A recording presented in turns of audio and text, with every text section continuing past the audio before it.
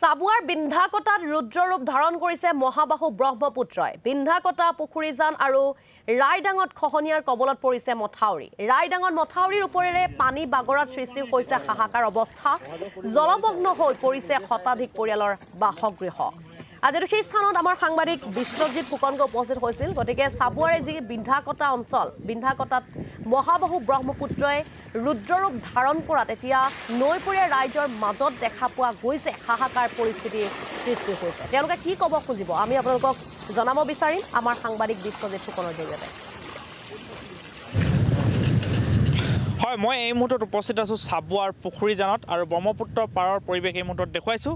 এতিয়া ব্ৰহ্মপুত্ৰ পাৰত এই স্থানত পুখুৰীজানত এতিয়া নিশাৰ ভিতৰতে আচলতে বহু অংশ এতিয়া প্ৰবল খহনীয়াত প্ৰায় যি মূল মাথাউৰি সেই মাথাউৰি উটি গৈছে আৰু যাৰ ফলত এতিয়া হাহাকাৰ পৰিৱেশৰ সৃষ্টি হোৱা পৰিলক্ষিত হৈছে। মই আগফালে দেখুৱাইছোঁ দৰ্শকসকলক, চাওক ইপাৰে মাথাউৰিটো ইপাৰে পাৰত মানুহ বহু পৰিয়ালৰ বাসগৃহ আছিল, যিহেতু যোৱা দুবছৰ পূৰ্বে প্ৰবল খহনীয়াত আপোন ঘৰ মাটি হেৰুৱাই এই অঞ্চলৰ ৰাইজে আচলতে নদীৰ পাৰতে তেখেতলোকে এনেদৰে জীৱন নিৰ্বাহ কৰি আছিল। কিন্তু হঠাৎ এতিয়া মাথাউৰিটো ছিগি গৈছে, ছিগি যোৱাৰ ফলত সেই পৰিয়াল লোকসকল হৈ থাকিবলগীয়া হৈছে আৰু সেইপাৰে আমি যাব পৰা নাই, যিহেতু এইফালে যাবলৈ একো পথ নাই।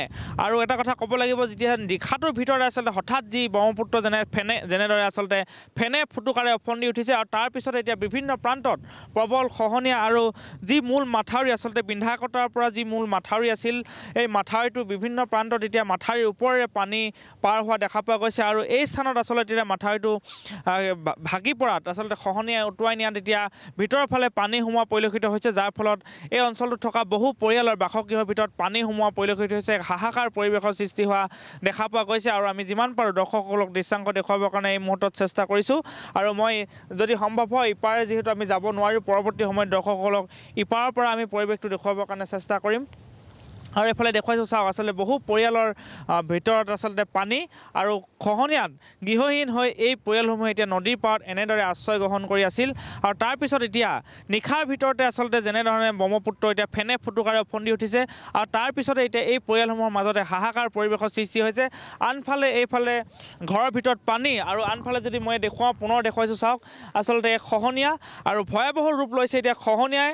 আৰু খহনীয়া এই ভয়াৱহ ৰূপ লোৱাৰ লগে লগে এতিয়া মাথাউৰিটো যিহেতু বহু অংশ খহনীয়াত উটি গৈছে, তাৰ ফলত এই পৰিয়ালসমূহ এতিয়া কি হ'ব মই আপোনালোকক দৰ্শকসকলক এই মুহূৰ্তত দেখুৱাইছোঁ। পৰিৱেশ চাওক, এই ইপাৰে যিসমূহ লোক আছে আচলতে এই লোকসমূহ এতিয়া ক'ত যাব, কি কৰিব। আৰু খহনীয়া যেনেধৰণে আচলতে ভয়াৱহ ৰূপ লৈছে, এনেদৰে যদি খহনীয়া ভয়াৱহ ৰূপ লয়, মাথাউৰিটো যদি সম্পূৰ্ণ খহাই লৈ যায়, তেতিয়া এই পৰিয়ালসমূহৰ কি হ'ব, তেখেতলোকে ক'ত আশ্ৰয় গ্ৰহণ কৰিব, কেনেকৈ আহিব, সেয়া কিন্তু এই মুহূৰ্তত ডাঙৰ প্ৰশ্ন হৈ পৰিছে। আৰু আমি যিমান পাৰোঁ দৰ্শকসকলক পৰিৱেশটো দেখুৱাবৰ কাৰণে চেষ্টা কৰিম। ধন্যবাদ জ্ঞাপন কৰিছোঁ আপুনি সামগ্ৰিক তথ্যসমূহ তথা আমাক সমগ্ৰ পৰিৱেশটো দেখুৱাৰ বাবে।